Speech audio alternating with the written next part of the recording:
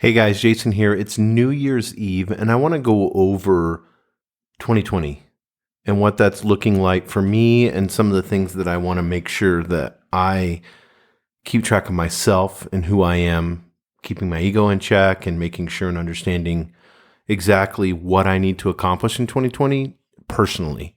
And I kind of want to share some of those things with you. One of the things that I think is most important for me in 2020 is for me to stop looking into myself and my ego and start recognizing how valuable my intuition is. Because a lot of times I will go ahead and go with what I believe to be right based off of alpha male, or I'm an entrepreneur, or I'm a leader and I've read these books and I know, and then not getting into that other side of me that has this intuition and I know, and I just like a bull in a china shop and I go forward and I don't realize exactly that huge stop sign that's in front of me, or that danger zone, or that pothole, whatever it may be, because I'm just moving so quickly and got my head down and not paying attention to the things that are around me. So allowing my intuition to stop, to meditate at that moment and to understand what I need to accomplish. And then from there, being blind to the ego, allowing myself to be able to serve and give and not try to, because this is something too, being in sales and all that, whether you try to deceive or mislead or create this false sense of insecurity so that you can sell the product, whatever it may be, I want to be honest with and transparent with people. And I know those are buzzwords, but I feel like for me, I have to take control of these, because these are desires of over, like compulsiveness, or desires of me being accepted, or a desire of me being wanted, whatever it may be, instead of looking at it in the lens of the person that I'm dealing with and allowing that to transcend through service over putting myself there. Some of the Sandler training, I don't know if you guys have done that or not, but there's one where it talks about leaving your 5-year-old in the car, and that sounds horrific. But when you go into a meeting, not bringing that inner child with you, where it's this person that's throwing, tantrums and has to have their way, and I've got to close, mom or dad, and I'm going to scream if I don't. But I want to encourage each of you to look within inside of yourself, and 2020 is a perfect example of that, to be able to understand how you falsely negotiate with yourself, how you give up too soon, how you morally will compromise, how you will create your own tribulation in your life, and then basically how we fuck ourselves over on the mental side of things. And these are all things that like I said, these are all things that I'm working with, because I'm trying to be more curious on the emotional intelligence side of things. I'm trying to be, as I'm 46, so I'm trying to look at myself and say, where is my intent when I'm talking with this person? And what am I trying to accomplish in this conversation or in this meeting?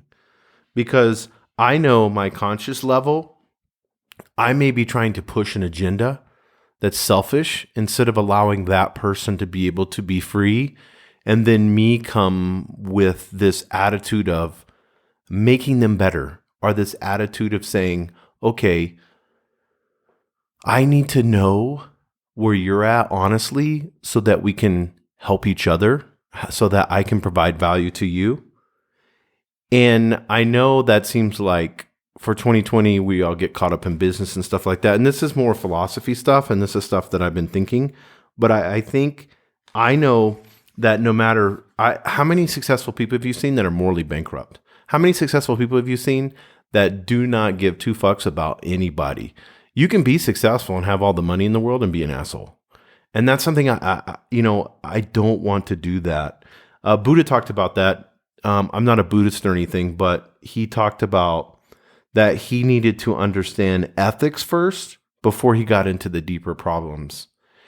And that's really important to me, because we always want these mystic things or these spiritual things that are out there, instead of understanding that ethical values, moral good moral living and being a good person is going to get you a lot farther along with your success, and you're going to feel better about yourself and be more healthy than being that closer ABC asshole guy that gets his way all the time with the I always picture like the 1980s bright red Ferrari, this power suit, with the tie and, basically, being 350 pounds and, having a heart attack by the time they're 60.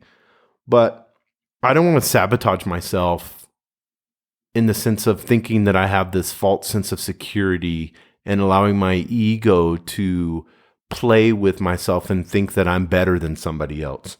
I think as an entrepreneur, a lot of times we get into that little mode where we think that we have the answers. And I know when I'm in that arena, especially when I'm interviewing people or if I'm talking to people, is when I want them to hurry up and talk. And then I can't wait to interrupt and give my opinion. But I'm not valuing anything that they're saying. And that's something where I want to look at someone and say they have the same value or more value than I have. We're human beings, all of us. And they're going to give me insight just as much as why do I value a book or a YouTube motivational video over this person standing in front of me that could give me something? Because you can always learn from someone. It may be bad. People come into your life either for you to learn something that you have to experience through suffering, or they come into your life where you experience true joy. But either way, you're going to learn. And I want to learn from the relationships that I'm in, whether it's personal or business or whatever it may be. And then I know if I'm coming at it right with the intention that I have in my heart for giving service and love, that in the long run, long term, that relationship's going to succeed, regardless of what it is. Maybe it's a vendor that you're working with. Maybe it's one of your managers, whatever it may be. If I'm coming with a pure heart in that direction, I know long term, I'm steering the ship away from those rocks that are in the water, away from those hazards. And I know by me coming with service and love that it's going to go and be the lighthouse that it needs to be to make sure that that ship steers correctly out of the storms that may come.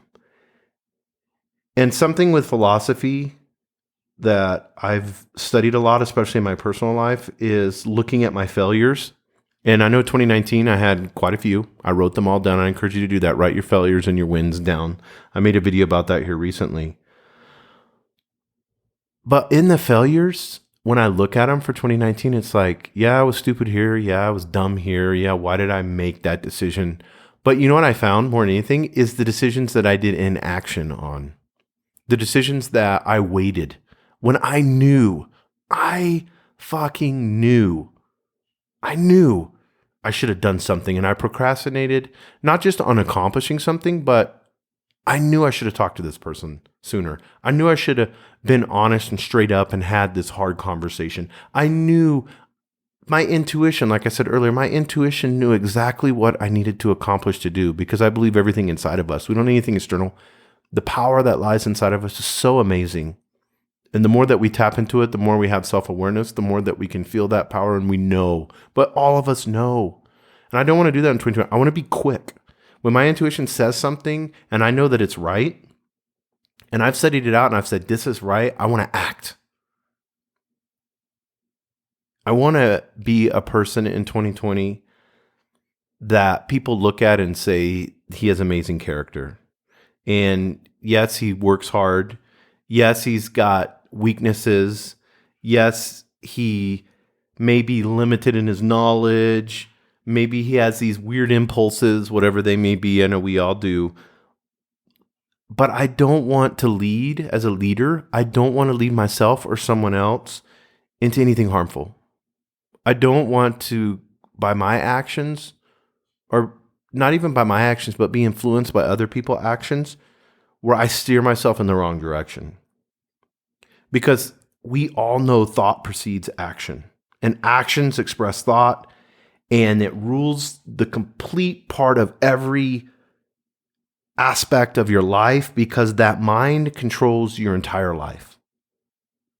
And I have these mind battles all the time, and I know we do. And I go through these different progressive stages, but discipline in my mind, discipline to stay the course, discipline to say, this is a stupid emotion, Jason. Why the hell are you thinking this right now? Who do you think you are for getting upset because this person said truth to you and it hurt your little ego? Why are you having this inner struggle inside of yourself? Why do you think that you need to win? You know, so many times we can win the war, but how many people in the carnage of the battle are dead? The relationships that we had, gone. But we won. Yay, we're standing by ourselves with the axe in our hand all bloody. We won. Sometimes I'd rather lose the battle than keep the relationship. You know what I mean? And I think, you know, one of the things for me that I had to look at for 2019 was not just the failures, but the ugly weaknesses that I have in me. Like, why don't I want to work out? Why am I not getting, why is it limited when I get jazzed?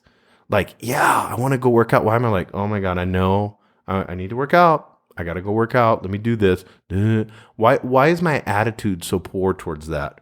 Why do I have this ugly weakness inside of myself for things that I know I should discipline myself to do and accomplish? Because I know I feel good afterwards. But I want to put a glaring spotlight on these ugly weaknesses and just bathe them in self-love, bathe them in acceptance, and allow them to be able to set there. Because I know when I become self-aware like that, it's going to reveal itself. The answer will come in time. And as I get older, I'm more patient. And it's exciting to see that. It's exciting to see how patient I am when I'm dealing with people and how much more loving I am than I used to be. It was like, are you with me or are you against me? Oh, you're against me, I'm going to destroy you. If you're with me, as long as I'm benefiting, I'm good to go. Hop in. Let's go for a ride.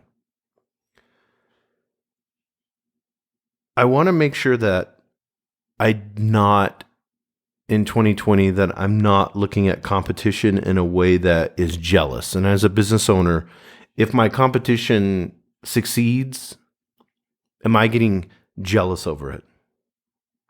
Am I showing this emotion that I'm loving myself and I want to look at it and say, you know, Jason, the competition succeeded, you didn't, you're a loser. You know, because sometimes we'll use that. We'll use something we want to have those little pity parties. And instead of asking for forgiveness and loving ourselves, we have this selfish possessiveness and we let these feelings manifest themselves. And then we allow this negativity, like Linus and, you know, in Charlie Brown, where it just comes over us and this sense of just darkness pervades. I want to be truth, you know. Jesus talked about this, you know, when he was with his disciples, to love their neighbors as themselves, you know. And I think about that. And, you know, it's those people your neighbors are those people that you're around with all the time. Your workers, the people that you're in charge of, your family, those people that you're interacting with daily. I want to have this practicing compassion and this mental attitude towards them that says, hey, you're my neighbor. I need to love you like I love myself. I don't want to use my ego and then pretend like it's love, but I want to have this humility that says, I believe in you. I want the best of you. You're my employee. And guess what? I want you to succeed, not for you to serve me, but for me to make you a better person. If that means that you have to leave here to go accomplish what you need to accomplish, then I'm going to support you and be behind you every step of the way. And that's hard because our emotions get in the way. And we want to show compassion and we want to be genuine, but then it comes out with this fake sentimental blahness. And we don't have this higher level of consciousness that allows us to be able to show this freedom that people can feel. You can feel that. All of you have been in bad relationships where you felt restricted. You've had somebody who's been extremely jealous, and they, on an emotional level, you just felt like every time you're around them, you couldn't even breathe. I want people to be free to be themselves, to love, and to come to a realization of how much they can do and how better they can be. And I have been an instrument and a part of that in their lives. I also want to, on the other side, embrace suffering for 2020. I want to look at suffering and get into those emotions and understand that in the moment of suffering is the moment that I have the chance to learn the most about me and about the situation that I'm in. I want not to pity myself, not to be curious in a wrong way, but I want to be emotionally agitated to the point that I become self-aware enough to understand the lesson. Because in suffering, there's always a beautiful lesson. We all know about the lotus flower, how it grows in the mud and blooms. And it's in that muddiness, and we've all been there as entrepreneurs, as business leaders, it's in that darkness where you've almost gone bankrupt, or you've had to shut your doors, or you couldn't pay your bills. We've all been there.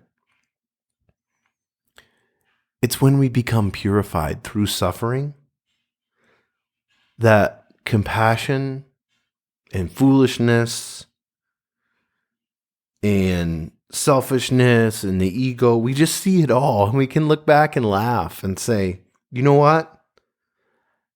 I was silly then, but I'm a better person because of it. It's this field of awareness that steps inside each of us. And I want to encourage you, take a moment to go back in 2019. Know where you should be as an individual. Be yourself in 2020, whatever it may be. I don't care. I don't care how eccentric it is or crazy it is. If you want to paint your walls pink in your office, do it. Who cares? Stop restricting yourself.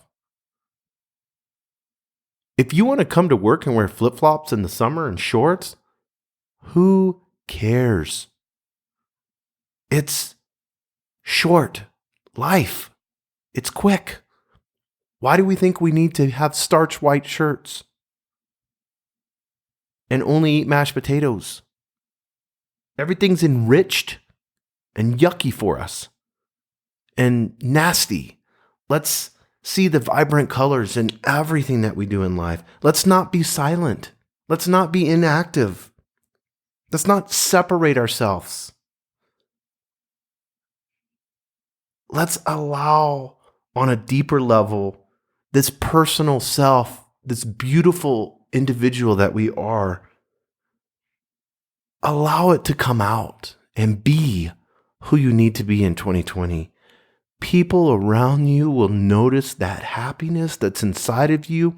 They're going to notice this amazing change that has come before you. They're going to see this genuine person full of humility and love, and it's going to be attractive. You're going to change the entire organization just by that alone. Or you can come in like you have been for the last how many years? Defensive, angry, in a hurry, task-oriented, cracking a whip, being short with everyone, not caring, eating badly, not taking care of yourself, working 12, 15-hour days, being stressed out, using alcohol at night to make yourself numb, and then get up early in the morning to do the same thing all over again. The definition of insanity, Albert Einstein, is to do the same thing over and over again and expect a different result. Guess what? It's time to break free from the bullshit. It's time to embrace the very root of the tree and understand the deepness of that and what you can accomplish. You're infinite. You're an infinite being. The universe is fully inside of you. How much power is that? If you truly were yourself and truly were free to be who you wanted to be, what would you look like in 2020? Write that out. Find it. Know it. Believe it. And I encourage you guys, make sure you put love first in 2020. Make sure you put yourself and the things that you want to accomplish and being who you want to be, put that first. And I guarantee you, your business, your relationships, your employees, everything that's around you will change. So guess what? All of us are going to have an amazing 2020. Thank you guys for 2019. Thank you for being a part of the family of Albuquerque Business Podcast. We got new stuff going on, new interviews. It's going to be amazing. Our first season down, done. You guys were amazing. Love you guys. 2020, here we come.